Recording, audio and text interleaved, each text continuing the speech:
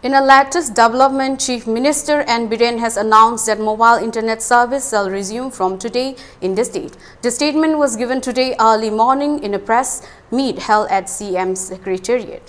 It may be mentioned that mobile internet services were banned in the state following the 3rd May incident, bringing a standstill to numerous online activities and transactions affecting all spheres of life in the state. Accordingly, Commissioner Home Government of Manipur has issued orders revoking all orders regarding suspension of mobile data services under Rule 2 of Temporary Suspension of Telecom Service, Public Emergency or Safety Rules 2017, and also ordered the restoration of MMS over mobile service providers, mobile internet data services in the territorial jurisdiction of the state of Manipur with effect from today.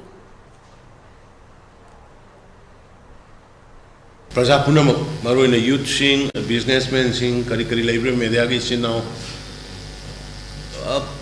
Profession Punam Galibiri Habitat, Yamna Waba Tamari Musikang be there. A lady bird situation in the yard than a quay, thing even internet, ship way, Tangai for the Toning the Botogo, Aduga Kogi.